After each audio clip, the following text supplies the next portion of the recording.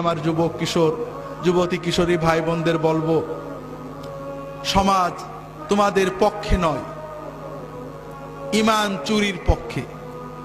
পিতামাতা তোমাদের ছেড়ে দিয়েছেন, তবে এদের ভবিষ্যতের দিকে তাকিয়ে, দুনিয়ার ভবিষ্যৎ আখিরাতের ভবিষ্যতের দিকে তাকিয়ে নিজেরা সাবধান হও। দুনিয়াতে অপরাধ হবে, পাপ হবে, অন্যায় ভুল হবে, তবে দুটো বিষয় খুব ভালো করে মনে রাখো। নামাজটা কখনো ছেড়ো না। নামাজ, যদি সিনেমা হলে থাকো বেরিয়ে এসে নামাজ পড়বে, যদি খেলার মাঠে থাকো ওয়াক্ত মতো নামাজ পড়বে। নামাজটা কখনোই ছাড়বে না, যত কিছুই হোক সময় মতো নামাজ পড়বে। আর অশ্লীলতাকে, মাদকতাকে বিষের মতো পরিত্যাগ করবে। এই দুটো বিষয় যদি তুমি ঠিক রাখতে পারো, ইনশাআল্লাহ অন্যান্য ভুল ত্রুটি তওবা করবে, ভালো হবে, খারাপ হবে, এই নামাজ তোমাকে আল্লাহর পথে টিকিয়ে রাখবে। এবং ইনশাআল্লাহ তোমার বয়স যখন 50 হবে, তুমি নিজে অনুভব করবে এই দুনিয়ার জমিনে তোমার বন্ধুদের চেয়ে তুমি ভালো আছো। আর ইনশাআল্লাহ কিয়ামত দিনে তুমি তোমার পিতামাতা সহ আল্লাহর আরশের নিচে তার ওলিদের সাথে মেহমান হয়ে যেতে পারবে। হাজরিন, যুবক কিশোরদের ভালো রাখতে হলে তাদেরকে আলেমদের কাছে নিয়ে যেতে হবে, মসজিদে নিতে হবে, দ্বীনি চেতনা তৈরি করতে হবে, লেখাপড়ার ভিতরে দ্বীনি চেতনা তৈরি করতে হবে। এগুলো সবই দরকার। আমরা শুনছি, ভালো করে জানি না।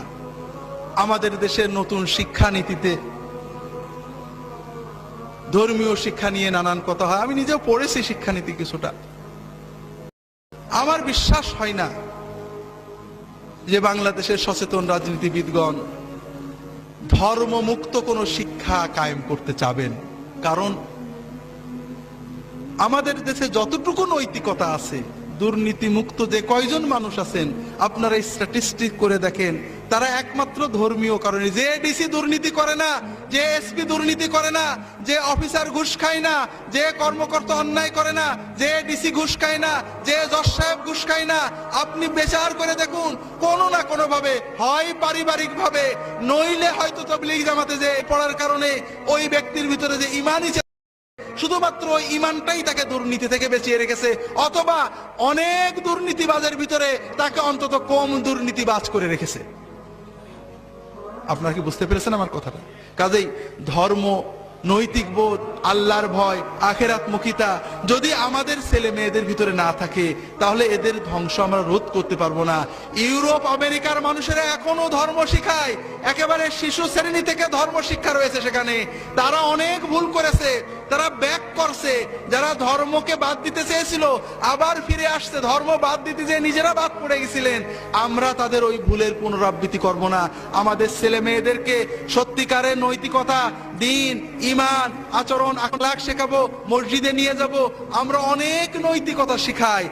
আমার খুতবার বইয়ে আপনি এক সময় লিখছিলাম,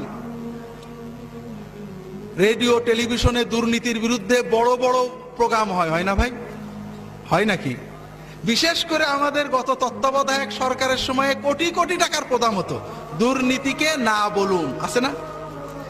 এইসব কোটি টাকার প্রোগ্রাম শুনে কেউ কি দুর্নীতি বন্ধ করেছে? করেছে নাকি? করে না। কারণ যারা এসব লেকচার দেন, দেখা যায় তাদের পারেই মানুষের কোনো আস্থা নেই, তারাই নিজেরা দুর্নীতিতে লিপ্ত। বিশেষ করে এই ইউরোপের, আমেরিকার বড় বড় পণ্ডিত এসে আমাদের দুর্নীতির বিরুদ্ধে বড় বড় লেকচার দিয়ে গেল। কিছুদিন পরে পেপারে দেখা গেল এই লেকচার দাতারাই বিরাট বিরাট দুর্নীতিতে জেলে চলে গেছে। শোনেননি? হাজরিন, আসলে যদি সত্যিকারের দুর্নীতি মুক্ত করতে চান, মানুষ হলো পশুর মতো। মানুষের ভিতরে পাশবিকতা আছে, পশু প্রবৃত্তি আছে। একজন পশুকে যদি আপনি সামনে নিতে চান, দুটো জিনিস লাগে। কয়টা জিনিস? একটা হলো ভয় আর একটা হলো লোভ।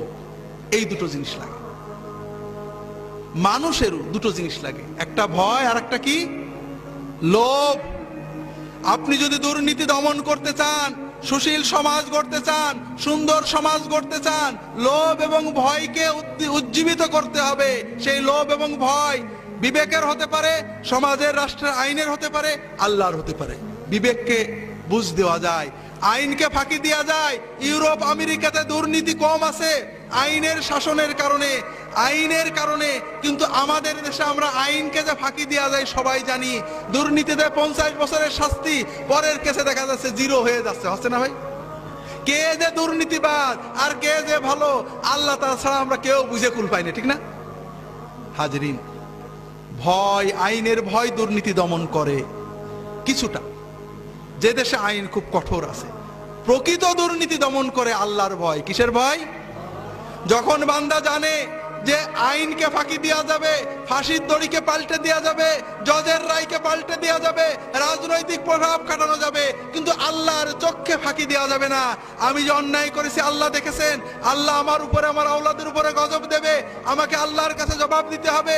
যখন বান্দা বোঝে যে আমি যদি ঘুষটা না খেয়ে সবর করি আল্লাহ বরকত দেবে, আল্লাহ আমার আওলাদে বরকত দেবে, সম্পদ বাড়িয়ে দেবে, এই একমাত্র সবর, একমাত্র আল্লাহর কাছে পুরস্কারের লোভ, আল্লাহর কাছে শাস্তির ভয়, এটাই প্রকৃত নৈতিক নীতিবান দুর্নীতি মুক্ত মানুষ গড়তে পারে। আর এজন্য আমাদের যুবক কিশোরদেরকে, আমাদের সন্তানদেরকে নৈতিকতা, ধর্মীয় শিক্ষার আলোকে মানুষ করতে হবে। আল্লাহ তাআলা আমাদের তৌফিক দান করুন, আমিন। প্রত্যেকের সন্তানকে নিজের সবচেয়ে বড় সম্পদকে মসজিদে নিয়ে যাবেন, ফজরে নিয়ে যাবেন, মাগরিবে বলবেন যে যেখানেই খেলো মাগরিবের সময় আমার সাথে নামাজ পড়বে। মাগরিবের পরে বাইরে থাকতে পারবে না, মাগরিবের নামাজ পড়তে বসবে, আম্মা খোঁজ রাখবে, 3 বেলা একসাথে খাবেন। যদি আপনি না পারেন স্ত্রীকে বলবেন খোঁজ রাখতে। এইভাবে সন্তান